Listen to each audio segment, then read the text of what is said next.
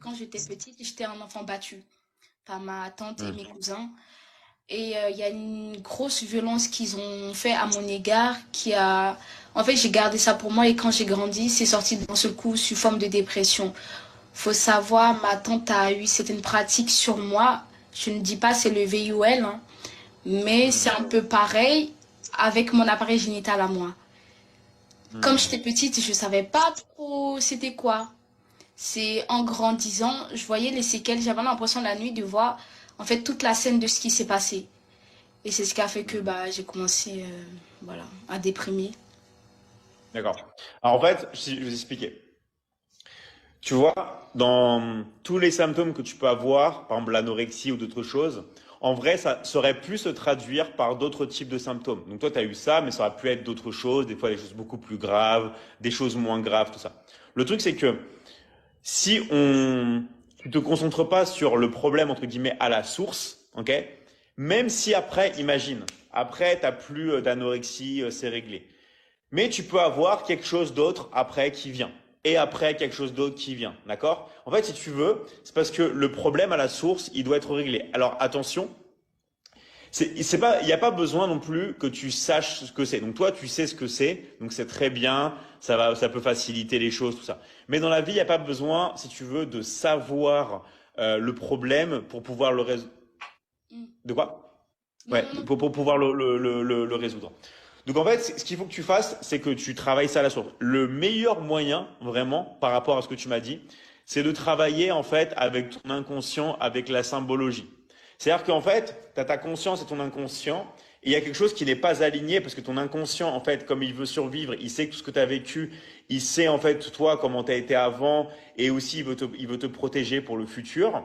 Et tu as la conscience, comment toi tu sais comment tu es aujourd'hui. Donc en fait, ce qu'il faut que tu fasses, c'est que tu te rééquilibres en fait et que tu discutes par exemple avec la petite fille qui est en toi et que tu te pardonnes, que peut-être que tu la prennes dans ses bras, peut-être qu'elle va pleurer et que tu aies une vraie discussion avec elle, tu vois, avec la petite fille qui est au fond de toi, celle qui contient tous ses désirs, ses rêves, celle qui est pure, celle qui a accès à son jardin secret que personne ne peut entrer, ne peut profaner. Et toi, il faut que tu aides cette petite fille à l'intérieur. Il faut que tu ailles voir cette petite fille qui a eu tous ses problèmes dans le passé. Il faut que tu lui parles et il faut que tu l'aides. Et en fait, il faut que tu lui fasses comprendre que après, elle va être en sécurité et il va rien se passer. D'accord? Donc en fait, ce qu'il faut que tu fasses, c'est vraiment ce chemin-là. Alors maintenant, comment le faire? Tu as plusieurs moyens de le faire. Mais rien que le soir, par exemple, avant de t'endormir, pour faire quelque chose, on va dire, d'assez simple, eh ben, tu vas commencer, si tu veux, à aller la chercher. Donc en fait, comment faire? C'est très simple. Il faut qu'il y ait personne autour de toi. Il faut que tu sois dans un endroit, on va dire, serein, un endroit tranquille.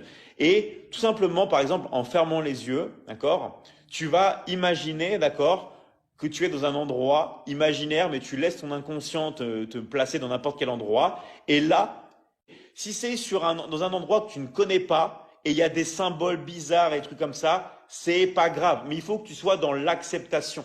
Il faut surtout pas que tu essayes de rejeter ce que tu es en train de voir. Ok?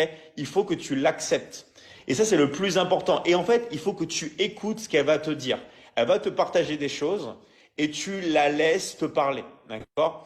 Et une fois qu'elle t'a parlé, qu'elle t'a livré et tout, il peut y avoir des choses, on va dire, symboliques ou des choses qui sont importantes. Peut-être qu'il va y avoir un cours d'eau à côté, peut-être qu'il va y avoir un arbre comme un symbole, peut-être qu'elle va vouloir te prendre la main et t'emmener dans un endroit, peut-être qu'elle va vouloir te montrer des choses que toi tu ne connais pas. Mais il faut que tu laisses, en fait, il faut que tu la laisses te guider. Et il faut surtout pas, en fait, que tu essayes de rejeter ce que tu es en train de voir, ce que tu es en train d'entendre, et ne pas trop analyser. Et une fois qu'elle t'a dit tout ça et tout, ça se trouve, ça va être très très fort, ça se trouve, tu vas pleurer, ça se trouve, elle va pleurer, tout ça.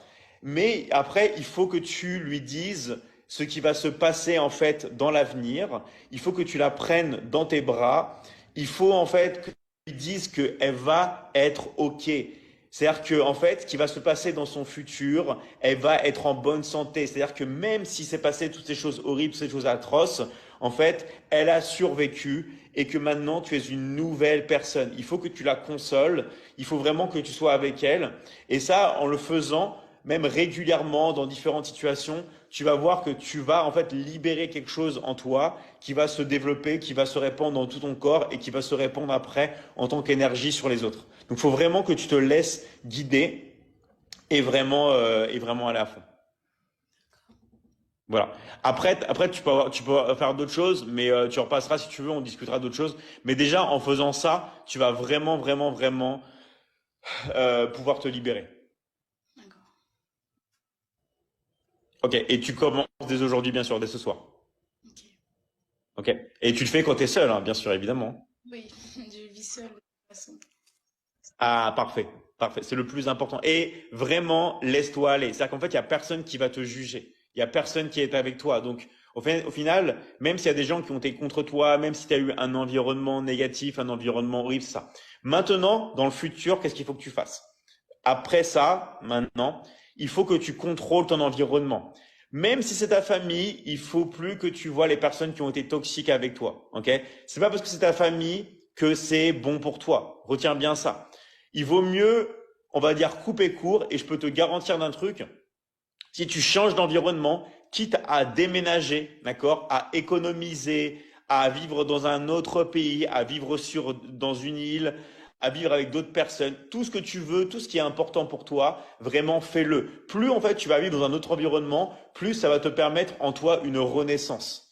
Et plus en fait après tu vas pouvoir tout simplement te sentir bien et avoir une nouvelle vie. Ok?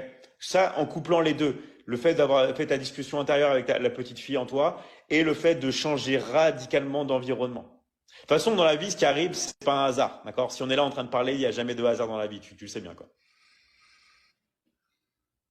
Ok, allez, merci à toi et bon courage. On est tous de tout cœur avec toi.